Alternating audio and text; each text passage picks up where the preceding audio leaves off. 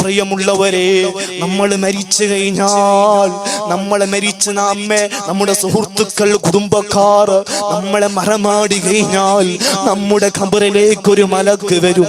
അത് മുൻകറല്ല കേട്ടോ, അത് നകീറല്ല. കാണുമ്പോൾ തന്നെ പേടി തോന്നുന്ന റഹ്മാൻ അലൈഹിസ്സലാമാണ്. അതാ റഹ്മാൻ അലൈഹിസ്സലാം ഒന്നുകൊണ്ട് പറയുന്നു, മോനെ, ഇത് ആഡംബരത്തിന്റെ വീടല്ല, ഇത് സുഖത്തിന്റെ വീടല്ല, ഇത് രസിക്കാനുള്ള വീടല്ല, ഇത് ഏകാന്തതയുടെ വീടാണ്.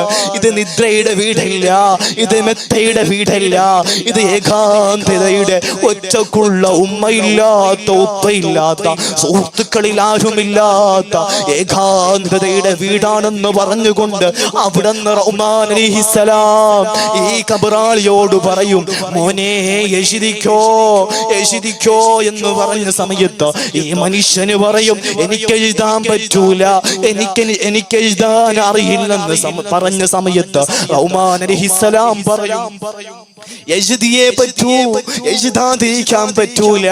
ഇവിടെ എഴുതാനുള്ള പേന ഉണ്ടല്ലോ, അത് നിന്റെ ഹരൽ തുമ്പാണ്.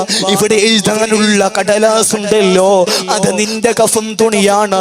ഇവിടെ എഴുതാനുള്ള ഇങ്ക് മഷി ഉണ്ടല്ലോ, അത് നിന്റെ ഉമിനീറാണ് എന്ന് പറഞ്ഞ സമയത്ത് ഈ ഖബറാളി തന്റെ കഫം തുണി കീറിയെടുത്തുകൊണ്ട് എഴുതാൻ തുടങ്ങുന്നു.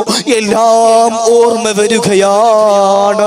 പ്രായപൂർത്തിയായത് മുതൽ മരണം വരെ ചെയ്ത എല്ലാ കാര്യങ്ങളും രഹസ്യമായും പരസ്യമായും, വീട്ടിൽ ഉമ്മയില്ലാത്തപ്പോ, ഉപ്പയില്ലാത്തപ്പോ, ആരുമില്ലാത്തപ്പോ രഹസ്യമായും പരസ്യമായും ചെയ്ത എല്ലാ കാര്യങ്ങളും ഓർമ്മ വരുന്നുണ്ട്. അങ്ങനെ എഴുതി കൊടുക്കുകയാണ്. എഴുതി കൊടുത്ത സമയത്ത് റഹ്മാൻ അലൈഹിസ്സലാം അതിനെ ഈ മനുഷ്യന്റെ കഴുത്തിലേക്ക് കെട്ടിക്കൊണ്ട് പറയുന്നു, മോനെ, പാമ്പുകൾ വരുന്നുണ്ട്, തേളുകൾ വരുന്നുണ്ട്, ഇരുമ്പിന്റെ തണ്ട് വരുന്നുണ്ട്, മുൻകർ വരുന്നുണ്ട്, നകീർ അലൈഹിസ്സലാം വരുന്നുണ്ട്. എന്റെ ആഖിറ സമാനിലെ മക്കളെ, നാളെ ഖബറിൽ ഏറ്റവും പേടിപ്പെടുത്തുന്ന, ഭയാനപ്പെടുത്തുന്ന ജീവി ഏതാണെന്നറിയോ? നമുക്ക് ദുനിയാവിൽ ജീവിക്കുന്ന സമയത്ത് ഏത് ജീവിയോടാണോ നമുക്ക് പേടി, ആ ജീവിയായിരിക്കും നാളെ ഖബറിൽ വരുന്നത്. അതാ റഹ്മാൻ അലൈഹിസ്സലാം പാമ്പുകൾ വരുന്നുണ്ട്, തേളുകൾ വരുന്നുണ്ട്, ഇരുമ്പിന്റെ തണ്ടുകൾ വരുന്നുണ്ട് എന്നൊക്കെ പറഞ്ഞുകൊണ്ട്